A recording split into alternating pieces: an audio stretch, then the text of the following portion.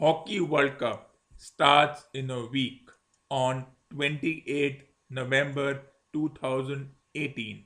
This is a golden opportunity for the Indian team to silence their critics who feel that the Indian team doesn't have a chance of making it big in this tournament. Indian hockey team hasn't won a World Cup since 1975. The gold medal has eluded them since the Commonwealth Games. They did well in the Asian Games, reaching the semi-finals but lost against Malaysia. They did well in the Champions Trophy finals but lost in the shootout against Australia, so they have earned their silver medals. But now it's time to go for the gold.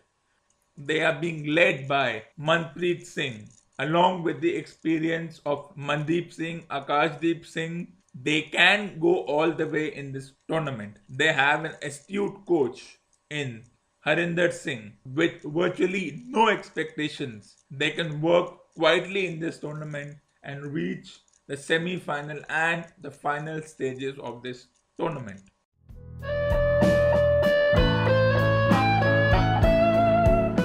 Welcome to episode 17 of T20 World. The Women's T20 World Cup has been as exciting as any World Cup could be. Just like the hockey team, there was no expectation from the women's team to even be unbeaten in the group stage, less reach the semi-finals.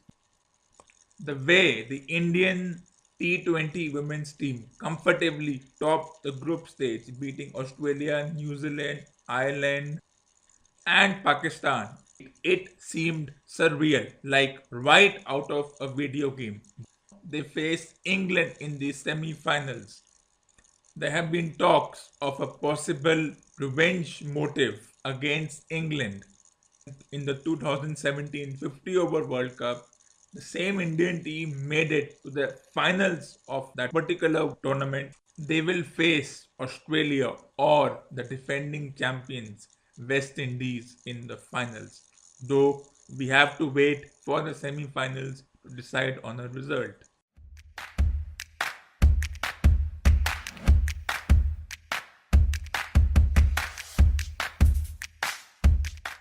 The India-Australia series, hyped and overrated always, lived up to the advertisements by the broadcasters. The first match, affected by rain, ended in Australia's favour, though it was by a margin of only 4 runs.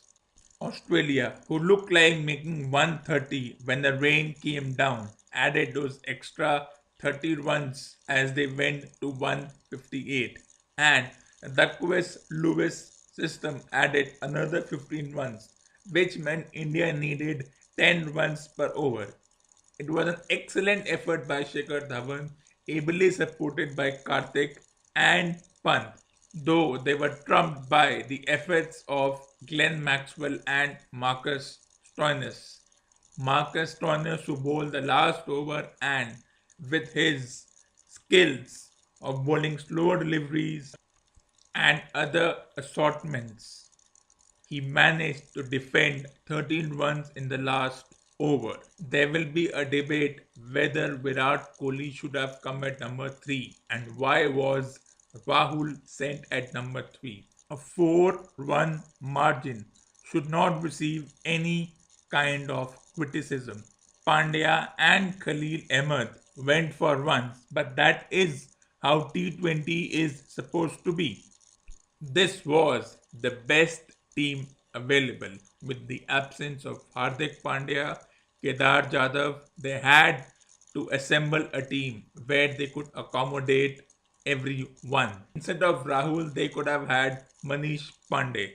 It was Adam Zampa and Marcus Stoinis who got the match away from India. And if there could have been even a 15-run contribution from each of the batsmen, though the efforts of Karthik and Pant cannot be belittled. They tried their best. That's now in the past. We need to look forward for the second match.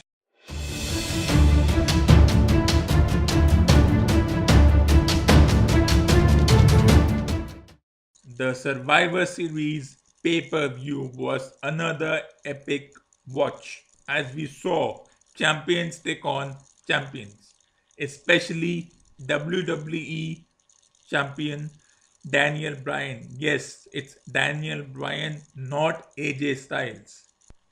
Daniel Bryan, who won the championship, though it was mired with controversy, just like Brock Lesnar's match was affected by some dubious decisions. But in the end, when Bryan met Lesnar, it was an epic match, something which will not be seen in a long, long time. Though Lesnar reigned, we saw a new, vicious Daniel Bryan emerge. A parallel to be witnessed between Daniel Bryan, Charlotte Flair, and Dean Ambrose. Charlotte Flair, who replaced Becky Lynch to face the Raw Women's Champion Ronda Rousey. There was a sudden viciousness in Charlotte's attitude as she attacked Ronda Rousey outside the ring with a candlestick and got herself disqualified. It was a showdown between two of the most athletic women wrestlers in WWE and to show who is the best in the world.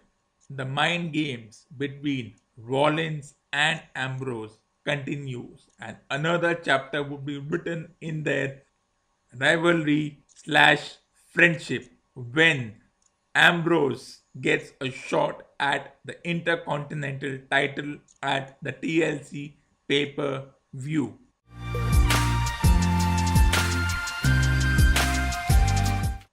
Thank you for listening to this episode. Stay tuned for the next episode.